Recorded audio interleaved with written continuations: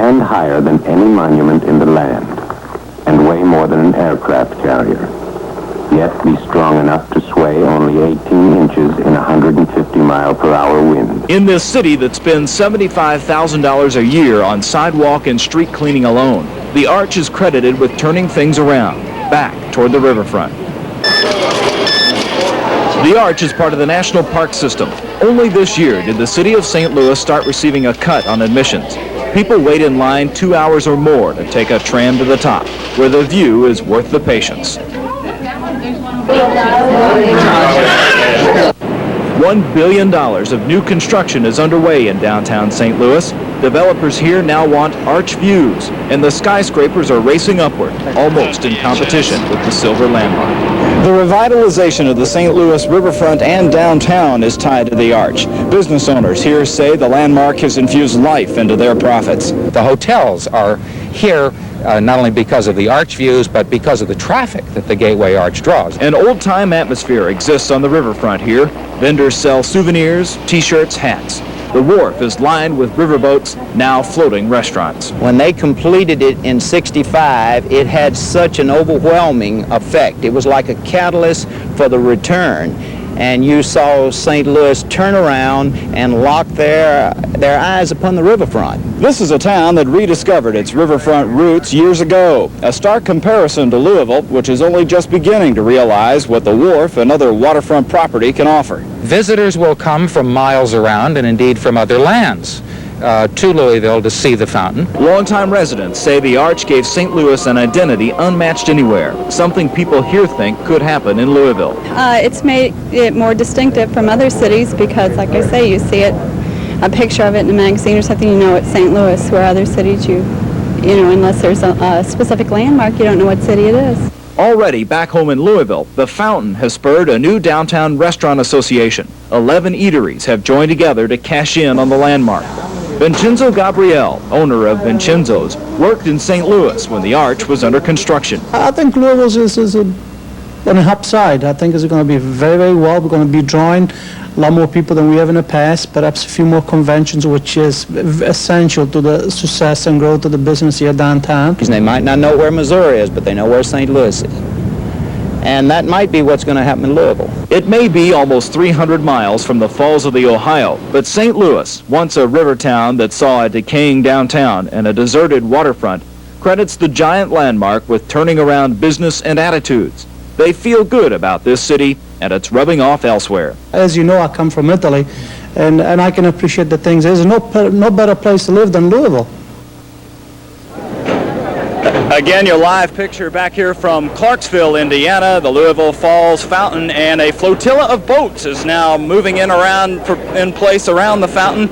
As we can tell from here, these boats got special permission from the Army Corps of Engineers and the Coast Guard to be out here because that, of course, is a restricted area. In Clarksville, the crowd is starting to fill in. They were worried for a while that the rain would keep everybody away, but it looks like the last-minute folks are getting here for the 8:40 fountain takeoff. Let's go back across the river to the Belvedere and Melissa Swine.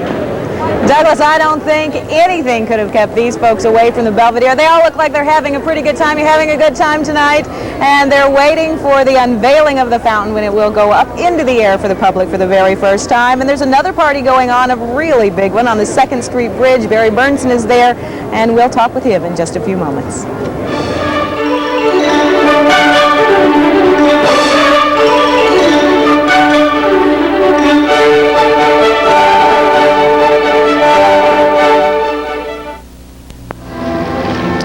Well, here on the plaza, it's a very polite crowd sitting here listening to a little water music from the Louisville Orchestra.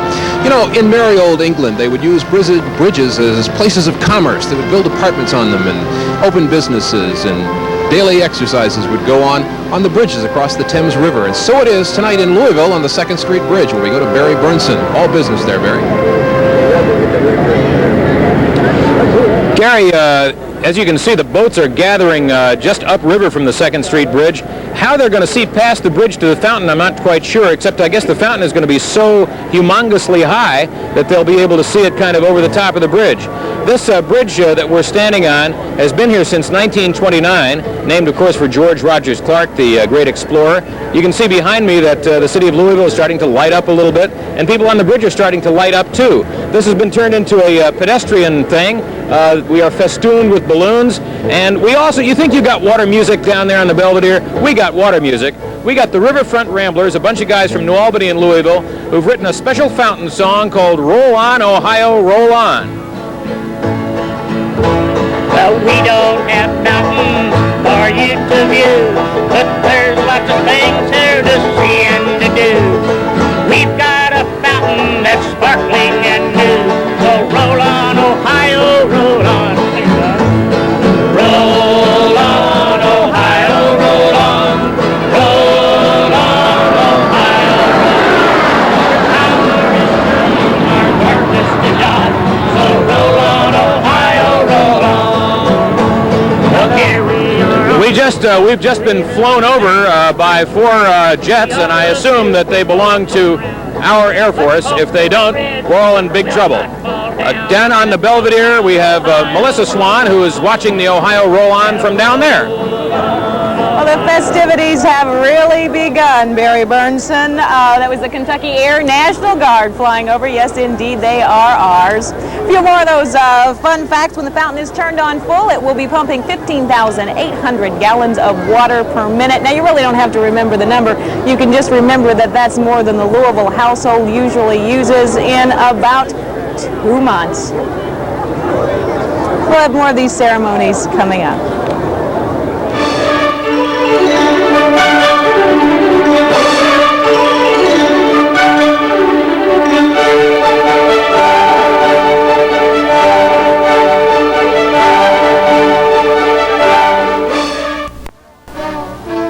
The dignitaries that will take part in the ceremony for the beginning of the fountain are gathering now here at Riverfront Plaza.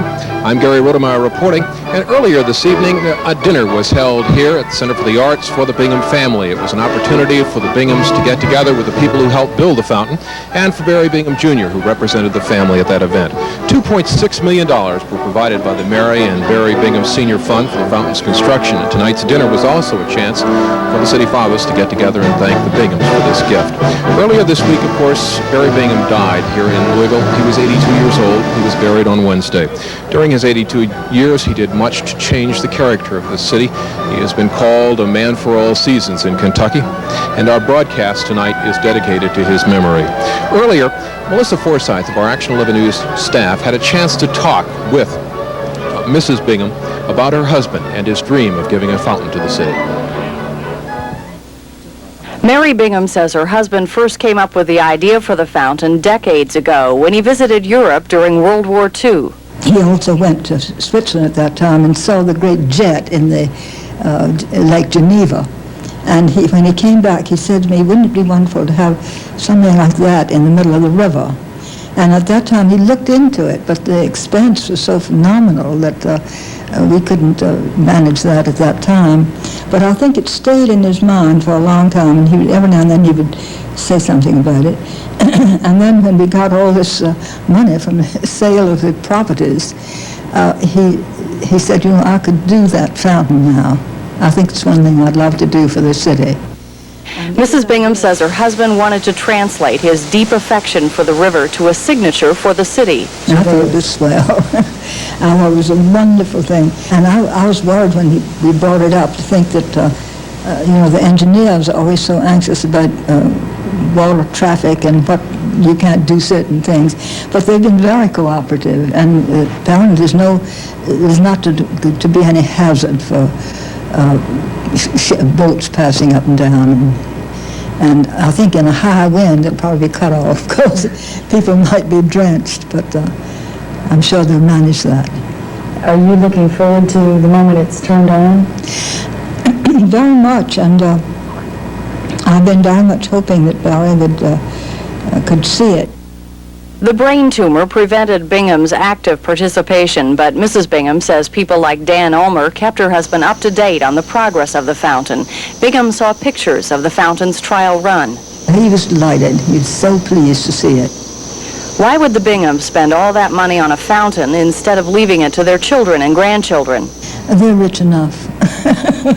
I don't think it's a very good idea for children to grow up with loads and loads of money. But our grandchildren would be very comfortably off. And we had a feeling of deep obligation to this community, which made our properties as valuable as they were. And so we felt that it was really rather the best thing to do to put a lot of this money back into things that really need doing in education and health, mental health, and the arts, particularly the arts.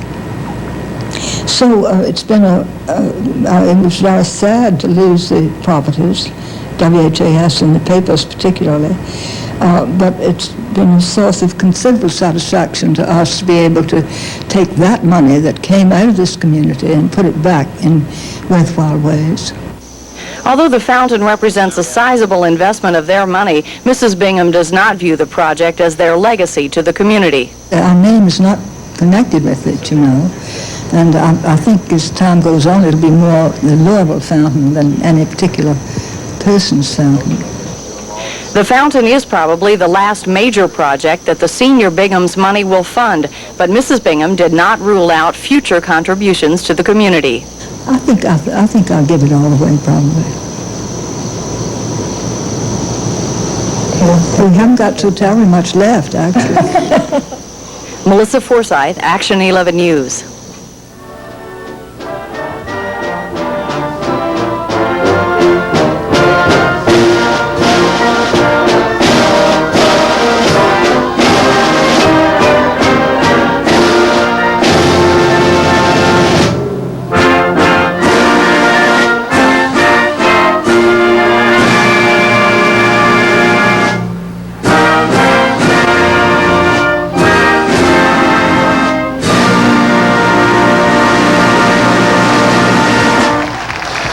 The Marine Color Guard and the Louisville Orchestra playing our national anthem. Gary Rodemeyer reporting from Riverfront Plaza, where a group of dignitaries is now gathered, and Dan Ulmer of the Louisville Central area and Citizens Fidelity Bank is standing by. The Marine Color Guard is now getting ready to retire, and we're about to begin the speaking portion of this program. On hand, Mayor Jerry Abramson, County Judge Executive, and Mrs. Harvey Sloan. Governor and Mrs. Wallace Wilkinson are here, Dale Orem, the mayor of Jeffersonville, and Barry Bingham Jr. representing his family. Now, Mr. Dan Ulmer. Thank you for being with us tonight, and thank goodness it's not raining. Tonight, in just a few minutes, Barry Bingham Jr. will come forward and press this green button that I'm hoping not to accidentally lean on, and activate the Louisville Falls Fountain.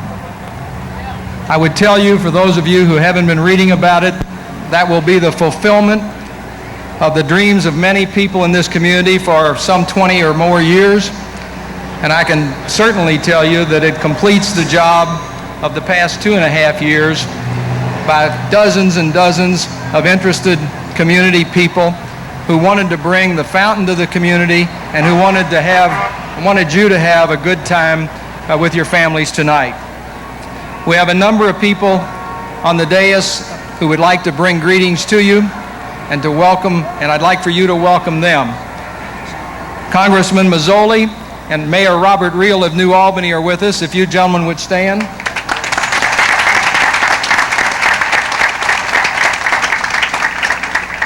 At this time, I'd like for you to welcome the Governor of the Commonwealth and Mrs. Wilkinson. Governor Wilkinson. Are we on the podium now? Dan Ulmer, thank you very much. As Martha and I were walking in tonight, a huge banner on the front of the Center of the Arts says Louisville, world-class city.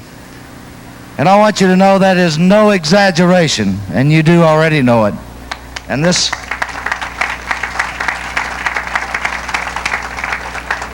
fountain and this ceremony tonight just further serves to prove that point. I will never see this fountain that I will not think of the Bingham family and Barry Bingham Sr.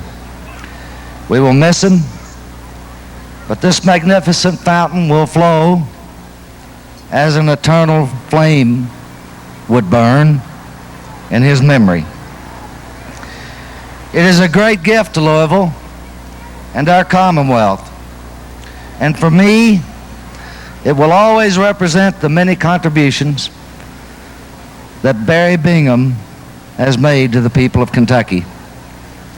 Kentucky is a crossroads for travelers from all over America. 2/3 of the population of the United States lives within 1 day's drive of Louisville, Kentucky. This symbol of Louisville's spirit and pride will also be a symbol of welcome and of hospitality into this Commonwealth.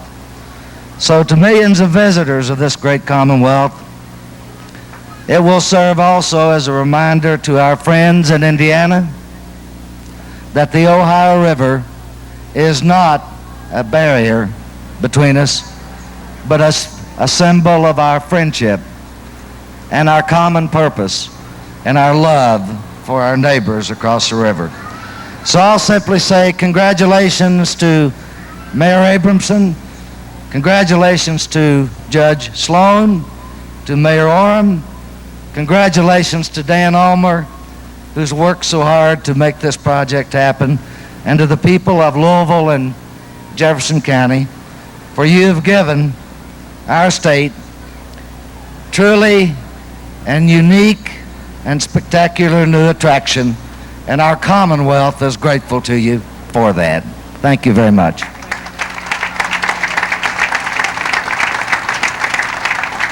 Thank you very much, Governor. I'd like to underscore something the Governor said, that one of the beauties of this fountain is that it's in the middle of this river and it will tie Indiana to Kentucky. Tonight we have Mayor Dale Orem of Jeffersonville, whose staff and department heads and citizens across the river have worked very hard to put on a great show across the river and help us in every way possible. I'd like to ask Mayor Orem to bring his greetings from Indiana. Dale Orem.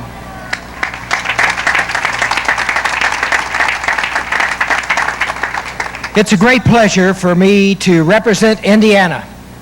We're your neighbors, and we think it's a tremendous opportunity to be a part of the major Louisville metropolitan area. We love Louisville. We really want to be a part. Thank you for giving us this opportunity to be a part, to allow our people to enjoy one of the great wonders of the world, which we're all going to see here this evening. Thank you, the Bingham family, for your philanthropy and your love for our community, which includes Southern Indiana. Thank you so very much, and have a wonderful, wonderful evening. Thank you so much. Thank you very much, Mayor Orem. And now bringing greetings from Jefferson County, the County Judge-elect Harvey Sloan. Welcome, Judge Sloan.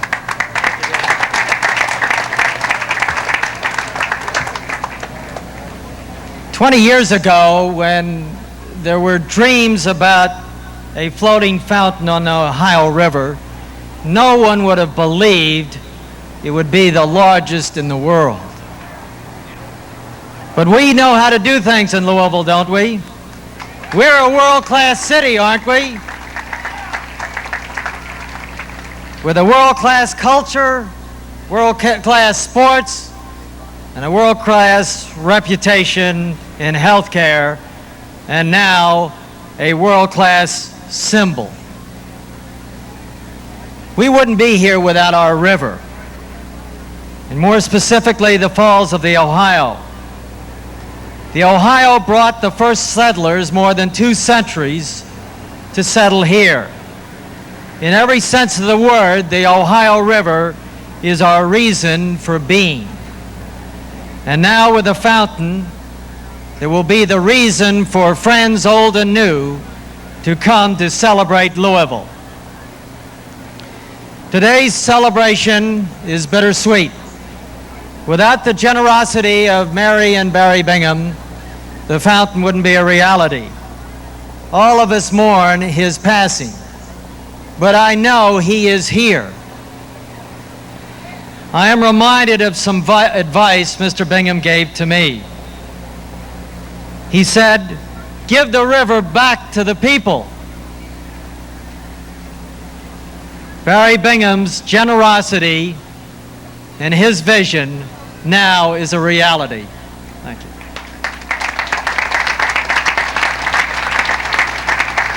Thank you very much, Judge Sloan. And now I'd like to ask the mayor of Louisville, Jerry Abramson, to bring his greetings to you.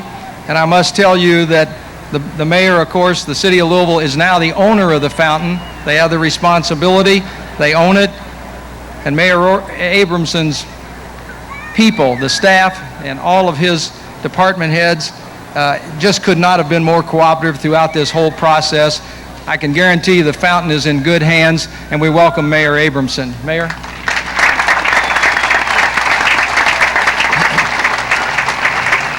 Thank you very much. You know, it is a bit bittersweet when you stop and think that Mr. Bingham had this vision, had this dream, and thought about the idea years ago and is not with us tonight. But as Barry Jr. said a little earlier, he wanted it to be a festive evening, and he wanted us to go forward, to remember that as a community and as a region of this country, we will ultimately have the national landmark within our midst. When you think of the Falls Fountain, you think of Louisville, Kentucky, in terms of bringing us all together. From the east and the west, from the south and then southern Indiana, working together as a group for the betterment of us all. And yes, when you stop and think about the Falls Fountain, you have to stop and think about the symbolism. What does it symbolize? It symbolizes the vibrancy of this community and this region of this country. It symbolizes the vitality of what's happening in this community these days. It's another piece of that mosaic that fits into the puzzle, into the picture on the wall, to make this truly a world-class city. So to the Bingham family, we say thank you for the vision. To Dan Ulmer, we say thank you for your determination, your inspiration, and your tenacity to make this a reality. Congratulations, Louisville. Thank you very much, Mayor. Everyone has already told you that without the support and the enthusiasm and the resources of the Bingham family, none of us would be here tonight. I don't know how many ways you can thank the Bingham family, but from the bottom of the hearts of all the people who worked on this project for those 2.5 years, we do thank the Bingham family. And I'd like Barry Bingham Jr. to come and greet you, and as he concludes his remarks, we will take care of punching this button. Barry Bingham Jr.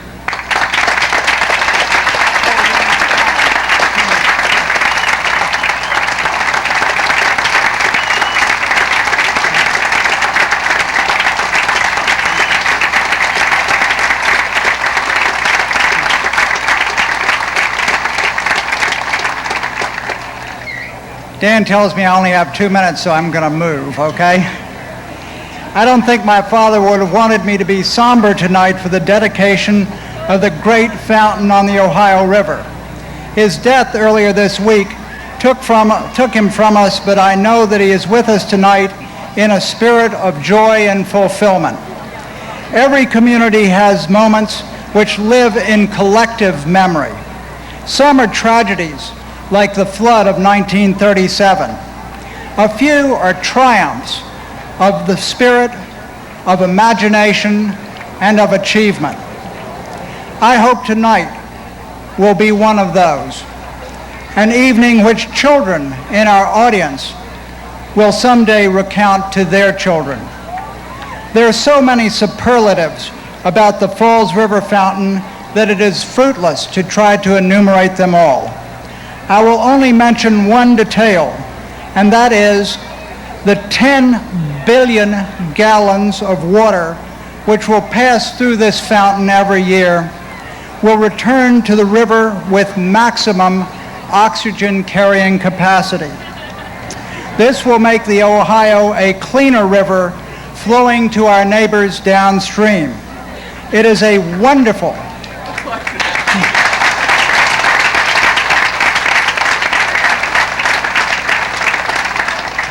It is a wonderful conjunction when something of beauty is also an instrument of purity. It is perhaps most important that this fountain will serve as a new link between Louisville and our good neighbors in Jeffersonville and New Albany.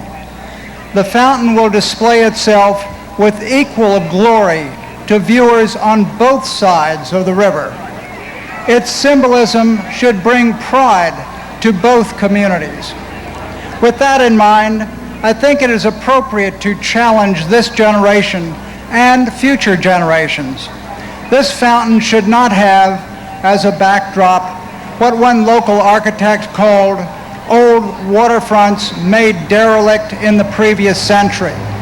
The most fitting, the most lasting tribute which these two communities could pay to the donors of this fountain would be to resolve to make both of their riverfronts the places of beauty they can and should be. Landscaped with grass and trees, pleasant and inviting places for the public to enjoy the beauties of the river. This fountain could be a stimulus to a new riverscape, which would make us the envy of major cities around the world. Ashland Park and Waterfront Park are noble beginnings. So as this great monument casts its rainbow round the shoulder of our community, let us not neglect the opportunity to enhance the natural majesty of this great river. It has brought us life and commerce. We should return to it the care and beauty which is the truest mark of a great civilization. The beautification of both riverfronts would also fulfill another dream my parents have long cherished. Thank you, and it is now time to push the button so that you will see what is about to come into reality.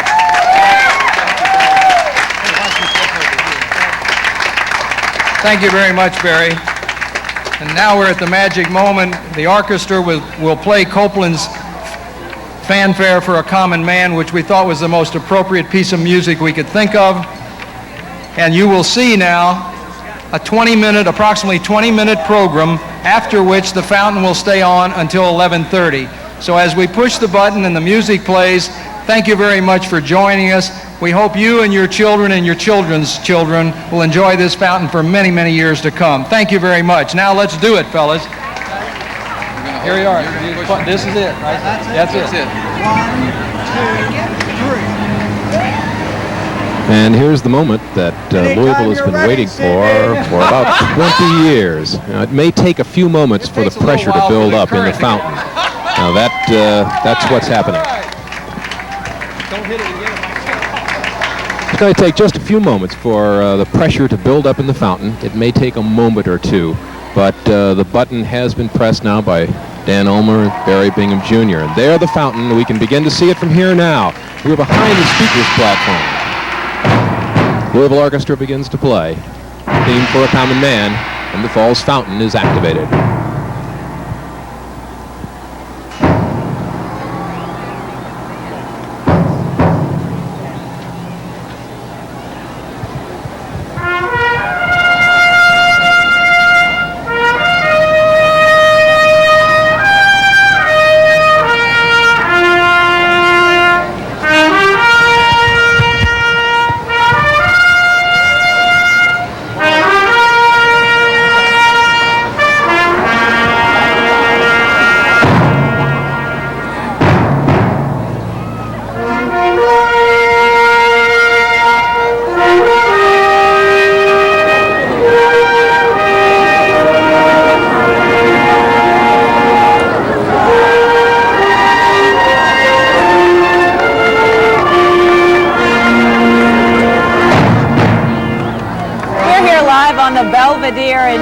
public. You can hear some of the people whistling and yaying at the fountain, a few oohs and ahs. People do indeed like what they're seeing, the red, blue, the amber, the white lights of the fountain.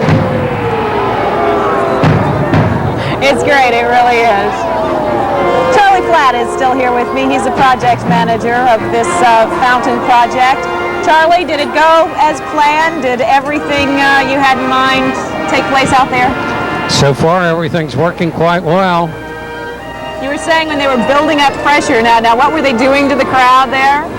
Well, it's we're sort of teasing them with these first scenes until we get into the finale, the big scenes with the larger pumps. This is just primarily the 100 horsepower pump that's in operation now on these lower verticals and the horizontals, with the programming of the lights, of course.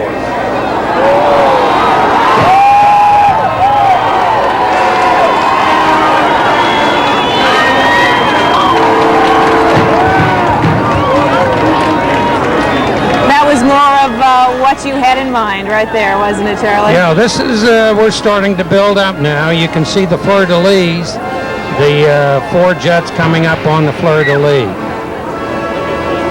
Charlie, you came out of retirement for this project. I've been semi-retired. I semi-retired for about the past 6 years. Why did you decide this was the one to bring you out of retirement? This was a really exciting project. And I was happy that I was asked to be a part of the team. Charlie Flatt's grandkids are here tonight, and as the fountain goes up, you can see a mix of the blue and the red lights. And there's the white again, and that's what people here seem to be liking the most. They're really applauding the white lights, and a little surprising. Is that the case in? Well, of course, there are other sequences that'll be quite effective as this goes on, but the white, of course, does have the big impact because of the brightness, of course. This is a 20-minute cycle with the lights and the different levels of water spouting up, and of course the center plume. Now, is that as high as 400 feet? It's difficult to judge. No, the center jet has not been really activated as yet. The motor is running, but we haven't loaded the center jet. So is that coming soon, Charlie? The center jet will probably go up on the finale. A lot of other people have very good vantage points looking at this fountain on its debut evening. One of those people is on the Indiana side, where you can see a beautiful shot of the river, and there from our Sky 11, you can see the Falls Fountain, the Louisville Falls Fountain with the light changing. No, don't come to me, Jerry. I have a problem. See, because of the demand, I don't know, maybe they got a waiver on the demand tonight. They're only supposed to...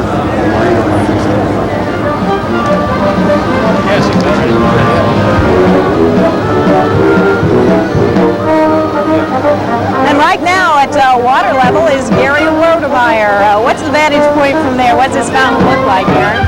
Thank you, Melissa. We're here with Barry Bingham Jr. And Barry, thanks so much for coming down right after this. I know you're missing part of the show here. Can you tell me, when your father first conceived this idea, what was the genesis of the fountain? Well, Gary, I think it goes way back. I mean, 30 or maybe even 40 years when he first saw the fountain in Geneva. And that is a beautiful fountain in a lovely surrounding on a beautiful lake. And I think he thought maybe Louisville could have something like that. Well, you've seen it for the first time tonight, really in full glory. What do you think now?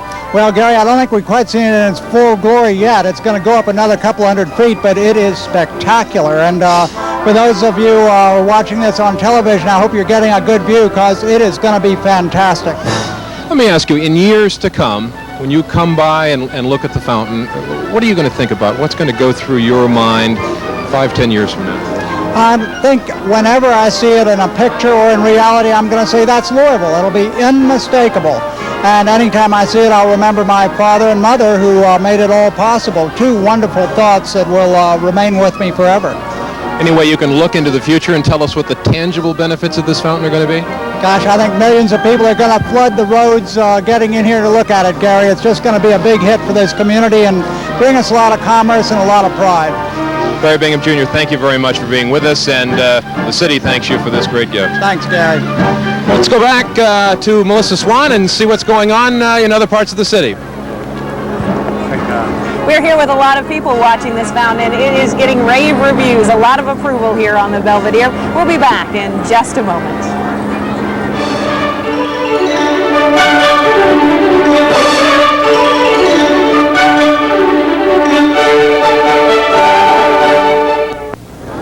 The fountain is working its way through the 20-minute cycle. A lot of people here are snapping pictures, and I can tell you there are a lot of those home video units here on the Belvedere tonight.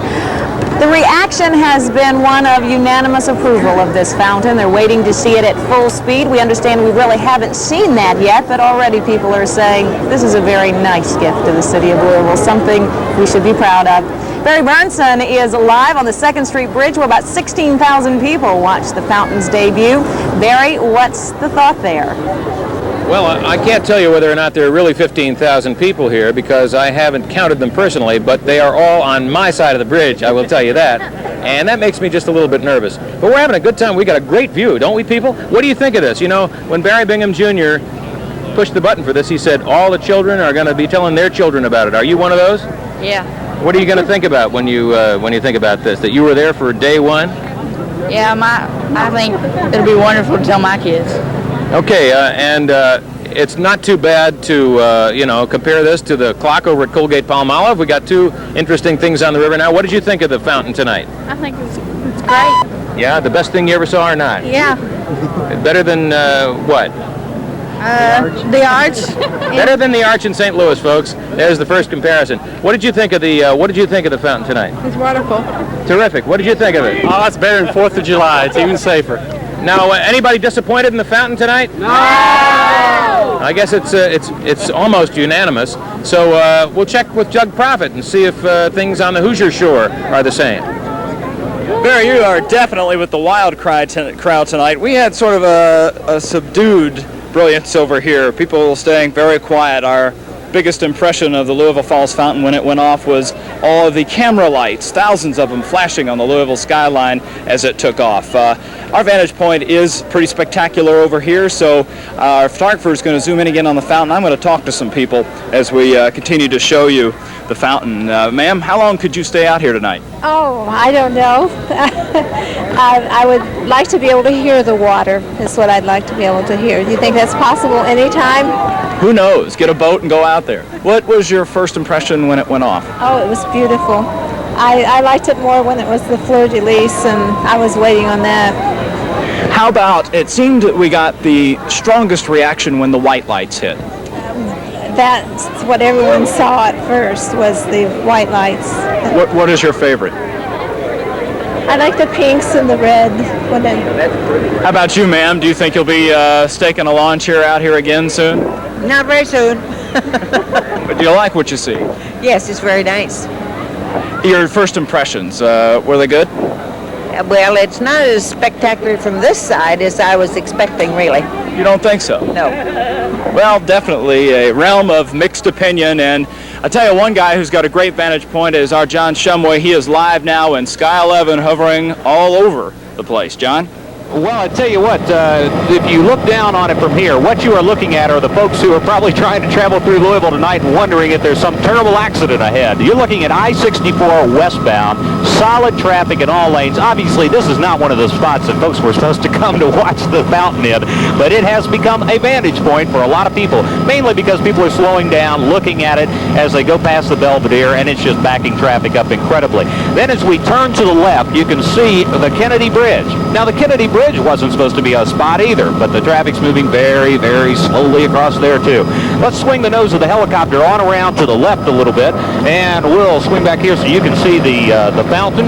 The fountain out in the middle of the water there, and a boat now has a spotlight on it. It's been varying quite a bit. And to say the least, it's one heck of a view. Also, I-64 coming in from the other direction, it's the same situation as over here on the east side of downtown Louisville. It's backed up almost all the way over to New Albany as people slow down to take this first look at the Louisville Falls Fountain. needless to say, folks, if you know somebody who's down here, when this is over, it's going to be a while before they get home because it is really tied up. A lot of folks just enjoying the view. Let's go back to the Belvedere. Gary? Okay, John, here we are on the Belvedere, and the crowd is kind of craning one over at the top of the other to get a better look at this fountain. I've had a bit of difficulty seeing it myself because the reviewing stand is between me and the fountain itself. So we've been standing on some light fixtures back here, craning over to get a look at it, and it certainly is a beautiful sight. Now, one thing that has been holding off throughout the evening, and that is the rain, and we're beginning to get a few drops of rain out here now. So these festivities may be wrapping up quickly, as you can see, if you can see between me and the light. A few drops of rain are beginning to fall, and as Chuck Taylor told us on our 6 o'clock news tonight, there is a band of showers approaching from the north and the northwest, and it could be just a short time before those showers and thunder showers are moving into the area. So the orchestra is wrapping up its performance here. The fountain is still going. It will be going till 11:30. Let's go to Melissa Swan on the Belvedere. Melissa? Here are those white lights the crowd seems to love so much. The fountain is working its way through a 20-minute program, as we said a little bit earlier. Charlie Flatt is still here with me. And Charlie, you say that this actually has a progression. It's like a little show. It has a climax and falls back. And how does that work? What can people expect to see? Well, the final 5-minute scene would be when all systems are operating at 100%. That would be the center jet. The center jet is now going up and will go up, attain the 400-foot height. They're still doing some programming with the fleur-de-lis jets. They have dropped them down, and they have cut the third and fourth system off. Charlie hates to take his eyes off of this tonight. You say your grandchildren are here to help you witness this. This is a very special moment for him. How many feet do you think we keep hearing? 418. What is that right now? That's probably getting up pretty close to 400 there. I think tonight we're getting a bit of wind that's probably isn't helping the center jet all that much. And when it reaches its 418... Now they're bringing on the lower horizontals.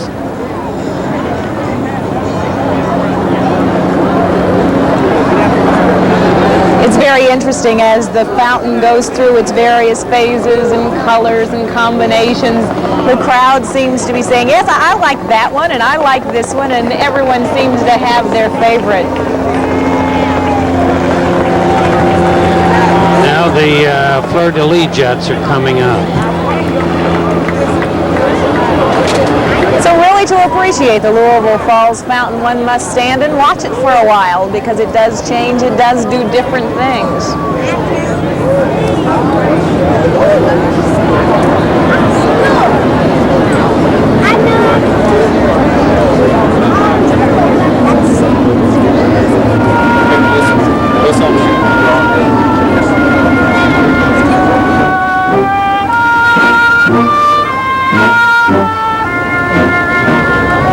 Right now, as we watch the fountain under near full power, we're listening to music from the Louisville Orchestra.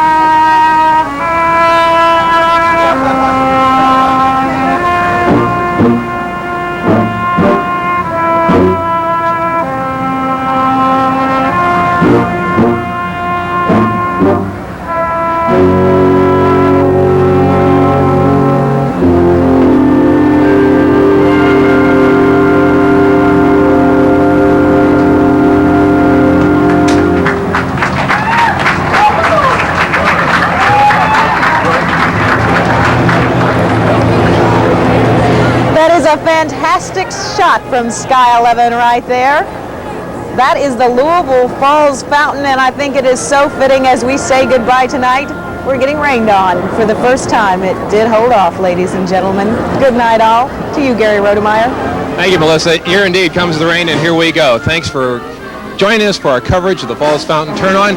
We'll be back again tonight on Action 11 News at 11 o'clock. The night team, join us then. Thanks for watching.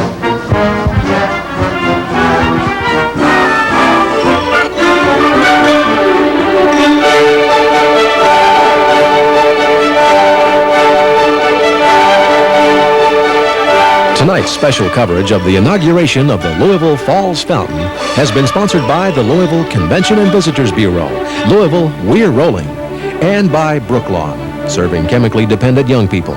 Call 451-5177. Brooklawn is the road back to freedom.